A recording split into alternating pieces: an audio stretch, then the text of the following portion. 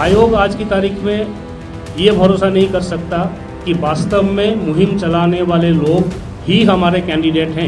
मुहिम कौन चला रहा है और क्यों चला रहा है, ये समझ से टोटली परे। परीक्षा की तिथि आगे नहीं बढ़ाई जाएगी। जिस तारीख को जिसकी परीक्षा तय हुआ है उसी तारीख को वो परीक्षा होगी। मुझे ज्वाइन किए हुए 8 दिन हुए हैं और इस 8 दिन में 2 बड़ी परीक्षाओं आरपीएससी के संबंध में 2 मुहिम अलग अलग चल पड़ा है कि साहब पहले तो था कि साहब आरएस की परीक्षा को स्थगित करो। अब ये सोशल मीडिया में और बाकी जगह कई जगह ये चल रहा है कि आप ये स्कूल लेक्चरर वाली परीक्षा ग्रेड 1 को भी इसको भी आप शिफ्ट करो। परीक्षा जैसे अभी एक्सप्लेन किया गया, एक परीक्षा का डेट 6 माह पहले डिसाइड होके बता दिया गया। उसकी तैयारी आरपीएससी ने 6 माह के अंदर करके उस पर्टिकुलर डेट में उस परीक्षा को करने की स्थिति में आज की तारीख में है।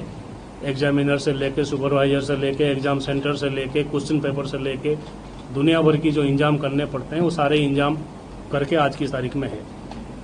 अब कुछ लोग ये चाहते हैं कि साहब जैसे भी हो, जो भी उनका इंटरेस्ट है कि इस परीक्षा को शिफ्ट किया जाए आगे।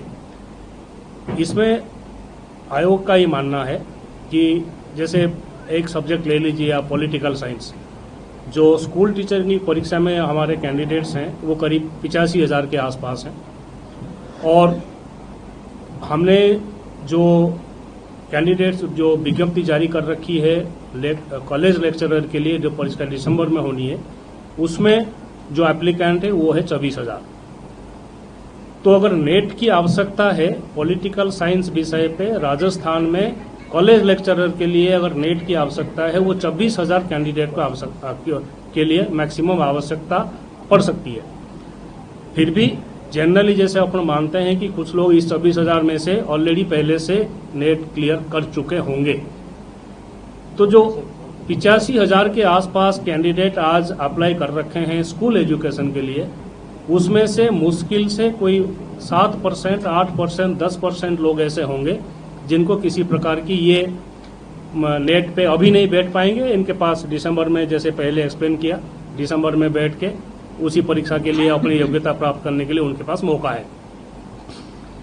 तो मुद्दा ये है कि एक्चुअली आवश्यकता क्या है मेजॉरिटी कैंडिडेट्स की और मुहिम कौन चला रहा है, कितने कैंडिडेट चला रहे हैं, वास्तव में वो कैंडिडेट है या नहीं। आयोग ने अपना एक पोर्टल बना रखा है ग्रीवेंस रिड्रेसल का कैंडिडेट्स के लिए। उसमें आज की तारीख तक हमारे पास कुल 3 या 4 ईमेल प्राप्त हुआ है जिसमें लोग कहते हैं कि साहब ग्रेड 1 स्कूल लेक्चरर को आप आगे शिफ्ट करिए। लेकिन सोशल मीडिया पे अलग अलग कारण से, अब किसी ने पढ़ाई नहीं करी, उसने एक मुहिम चला लिया कि भाई मैं ये तो शिफ्ट होना चाहिए बिकॉज मेरी तैयारी नहीं है। किसी की और कोई समस्या है, उसने मुहिम चला लिया कि साहब इसको आगे शिफ्ट कराओ। आयोग आज की तारीख में ये भरोसा नहीं कर सकता कि वास्तव में मुहिम चलाने वाले लोग ही हमारे कैंडिडेट हैं। अगर हमारा कोई कैंडिडेट है, उसका ईमेल हमारे पास रजिस्टर्ड है, हमारा ग्रीवेंस पोर्टल हमारा आयोग का चलता है, उस पर फिर लोगों के अपने रजिस्टर्ड ईमेल से आना चाहिए ईमेल, ताकि पता तो चले कि वास्तव में कोई चाह रहा है या नहीं चाह रहा है। आज की तारीख में मुहिम कौन चला रहा है और क्यों चला रहा है, ये समझ से टोटली परे है, नंबर 1। नंबर 2, अभी आपने देखा आरएस मेंस में परीक्षा में प्रीलिम पास किए हुए करीब 17%, 16% कैंडिडेट्स ने मेंस पे बैठने नहीं आए। ये हर साल की कहानी है। कोई भी प्रतियोगी परीक्षा होता है 60-70% कैंडिडेट्स परीक्षा में बैठते हैं मेन परीक्षा में। अब आज की तारीख में ये कतई उचित नहीं है कि इस परीक्षा को देके कुछ लोगों को रोजगार मिलेगा, सीधा परीक्षा के रिजल्ट जैसे निकलेगा, आगे कोई इंटरव्यू है नहीं, उनको हम 7-8 महीने तक और आगे इंतजार कराएं because of A minority candidate कि भाई मुझे समस्या है इसीलिए आप मेजोरिटी को तंग करो।